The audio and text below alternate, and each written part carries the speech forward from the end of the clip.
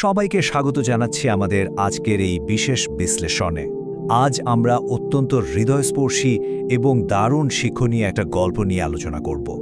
এটা হাফেজ আব্দুল করিম নামের একদম সাধারণ একজন মানুষের জীবনের গল্প, কিন্তু এই মানুষটার জীবন ধৈর্য আর স্রষ্টার প্রতি অটুট বিশ্বাসের এমন এক নিখুঁত উদাহরণ তৈরি করেছে যা শুনলে আপনি সত্যিই অবাক হবেন। তো চলুন শুরু করা যাক। অভাব আর বিপদে মানুষ কি তার বিশ্বাস ধরে রাখতে পারে? ভাবুন তো একবার। এই যে একটা বড় প্রশ্ন, এই কেন্দ্রীয় সংকটটাই কিন্তু নূরপুর নামের একটা ছোট্ট গ্রামের গল্পকে এত বেশি আকর্ষণীয় করে তুলেছে। চরম প্রতিকূলতার মুখে, মানে চারপাশ থেকে যখন সব দরজা বন্ধ হয়ে যায়, তখন মানুষের মনের জোর ঠিক কতটা দৃঢ় হতে পারে তা আমরা আজকের এই ঘটনার মাধ্যমে ধাপে ধাপে দেখতে পাব। আচ্ছা, চলুন একদম গভীরে যাওয়া যাক। তাওয়াক্কুল শব্দটা আমরা অনেকেই শুনেছি, তাই না? এর মানে হলো চারপাশের পরিস্থিতি যখন আপনার সম্পূর্ণ বিপক্ষে, চরম বিপদ আর অনিশ্চয়তা কাজ করছে, তখনও আল্লাহর প্রতি অবিচল আস্থা রাখা। এই তাওয়াক্কুলই হলো সেই মূল চাবিকাঠি, যার মাধ্যমে আমাদের আজকের গল্পের প্রধান চরিত্রের প্রতিটি পদক্ষেপ বুঝতে হবে। হাফেজ আব্দুল করিমের জীবনের প্রতিটি সিদ্ধান্ত ঠিক এই জিনিসটা দ্বারাই পরিচালিত হয়েছিল। দৃশ্যটা একটু কল্পনা করুন। নূরপুর, সবুজে ঘেরা ছোট্ট শান্ত একটা গ্রাম, আর তার ঠিক মাঝখানে একটা পুরনো মসজিদ। কিন্তু চারপাশের এই শান্তির ঠিক বিপরীত চিত্র ছিল আব্দুল করিমের নিজের সংসারে। তিনি ভীষণ আল্লাভীরু হলেও চরম দারিদ্র্য যেন তার নিত্যসঙ্গী। স্ত্রী রহিমা খাতুন আর একমাত্র ছেলে ইমরানকে নিয়ে তার ছোট্ট মুদি দোকানটা দিয়ে সংসার ঠিকমতো চলতই না। অনেক রাতেই পরিবারটাকে আসলে না খেয়ে ঘুমাতে হতো।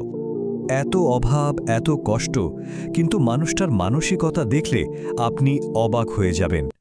স্ত্রী রহিমা যখন এই কষ্টকর অবস্থা নিয়ে হতাশ হয়ে পড়তেন, তখন করিম সাহেব অত্যন্ত শান্তভাবে বলতেন, রহিমা, আল্লাহ যা করেন আমাদের ভালোর জন্যই করেন, হয়তো তিনি আমাদের পরীক্ষা নিচ্ছেন। এই একটা কথাই কিন্তু তার অবিচল আর প্রশান্ত মনের খুব সুন্দর একটা পরিচয় দেয়। এরপরই আসে তাওয়াক্কুল আর এক রহস্যময় অতিথির ঘটনা। চারদিকে একদম পিনপতন নীরবতা, গভীর রাত, শুধু দূরে ঝিঝি পোকার ডাক শোনা যাচ্ছে। ঠিক এমন একটা সময়ে আব্দুল করিম তাহাজ্জুদ নামাজের জন্য উঠলেন। নামাজ শেষে দীর্ঘ সময় ধরে তিনি অঝরে কাঁদলেন আর পরম করুণাময়ের কাছে হালাল রিজিকের জন্য আকুতি জানালেন। তার সেই দোয়াটা ছিল একদম বিশুদ্ধ আর নিঃস্বার্থ। তিনি বলেছিলেন, হে আল্লাহ, আপনি আমাদের রিজিক বাড়িয়ে দিন, আমার সন্তানকে হালাল পথে রাখুন। আর জানেন, ঠিক এই প্রার্থনার পরপরই তিনি ঘরে এক অদ্ভুত নীরব উপস্থিতি অনুভব করেন।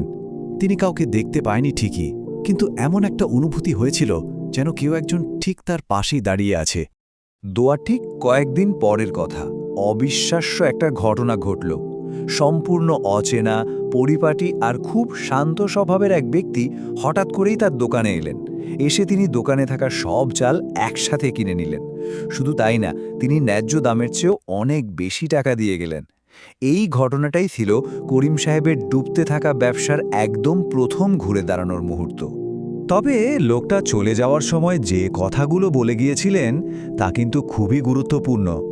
তিনি বলেছিলেন, আপনি একজন ভালো মানুষ, আল্লাহ আপনাকে আরও দিবেন। এই কথাগুলো যেন একদম জাদুর মতো কাজ করেছিল। এরপর থেকেই করিম সাহেবের ছোট্ট ব্যবসাটা ধীরে ধীরে, বলতে গেলে এক অলৌকিক নিয়মে বড় হতে শুরু করে। কিন্তু দাঁড়ান, পরীক্ষা কি এত সহজেই শেষ হয়ে যায়? মোটেও না। ব্যবসার একটু উন্নতির পরপরই শুরু হলো হালাল উপার্জনের আরেক কঠিন পরীক্ষা। পাশের শহরের এক বড় আর ধনী ব্যবসায়ী করিম সাহেবের কাছে এলেন আর খুব দ্রুত ধনী হওয়ার একটা লোভনীয় প্রস্তাব দিলেন। কিন্তু সেই প্রস্তাবের মধ্যে লুকিয়েছিল সুদের এক বিশাল ফাঁদ, যা সরাসরি করিম সাহেবের নৈতিকতাকে বিরাট একটা প্রশ্নের মুখে ফেলে দেয়। করিম সাহেব তখন যেন খুব কঠিন একটা দুই রাস্তার মোড়ে দাঁড়িয়ে। একদিকে হারাম পথ, যা খুব দ্রুত ধনী হওয়ার প্রলোভন দেখাচ্ছে, কিন্তু তাতে স্রষ্টার অসন্তুষ্টি রয়েছে, আর অন্যদিকে হালাল পথ, যেখানে উন্নতিটা হয়তো একটু ধীর হবে, কিন্তু সেখানে সততা আর স্রষ্টার চিরস্থায়ী সন্তুষ্টি একেবারেই নিশ্চিত। ধনী ব্যবসায়ী তখন রীতিমতো হাসাহাসি করে বলছিলেন যে এভাবে সততা দেখিয়ে জীবনে কখনো উন্নতি করা সম্ভব না। কিন্তু করিম সাহেবের জবাবটা আমাদের সত্যি অবাক করে। তিনি অত্যন্ত শান্ত অথচ দৃঢ় কণ্ঠে জানিয়ে দেন যে উন্নতিতে আল্লাহ খুশি নন, সে উন্নতি আমার দরকার নেই। এই যে মুখের উপর একটা লোভনীয় প্রস্তাব ফিরিয়ে দেওয়া, এটাই প্রমাণ করে তার ভেতরের বিশ্বাসটা ঠিক কতটা মজবুত ছিল। এরপর হঠাৎ করেই গল্পের সুরটা পুরোপুরি পাল্টে যায়। জীবনে নেমে আসে চরম বিপর্যয়। হঠাৎ এক ভয়াবহ অগ্নিকাণ্ডে তিল তিল করে গড়ে তোলা সাধের মুদি দোকানটা সম্পূর্ণ পুড়ে ছাই হয়ে যায়। গ্রামের মানুষ আপ্রাণ চেষ্টা করেছিল আগুন নেভানোর, কিন্তু না, একটা সিঙ্গেল জিনিসও বাঁচানো সম্ভব হয়নি। চোখের নিমিষেই যেন সব শেষ। এই ঘটনাগুলো যদি আমরা পরপর একটু সাজাই তাহলে পরিষ্কার বোঝা যায় লোকটার উপর দিয়ে কী পরিমাণ ঝড় বয়ে যাচ্ছিল। প্রথমে বছরের পর বছর ধরে চলা চরম দারিদ্র্য, এরপর সুদের লোভনীয় প্রস্তাব প্রত্যাখ্যান করার সে কঠিন মানসিক লড়াই, আর সবশেষে এই ভয়াবহ অগ্নিকাণ্ড, পাহাড় সমবাধা যাকে বলে। সবকিছু পুড়ে যাওয়ার পর গ্রামের মানুষেরা ভাবছিল আব্দুল করিম তো এবার পথে বসল, তার জীবন এবার পুরোপুরি ধ্বংস। ঠিক তখনই ধ্বংসস্তূপের সামনে দাঁড়িয়ে পরম প্রশান্তির সাথে তিনি বললেন, আলহামদুলিল্লাহ, যা হয়েছে আল্লাহর ইচ্ছাতেই হয়েছে। মানে ভাবা যায়, সব হারানোর পর এমন চরম ধৈর্য আর পরম সন্তুষ্টি প্রকাশ করা সাধারণ কোনো মানুষের পক্ষে আসলেই অকল্পনীয়।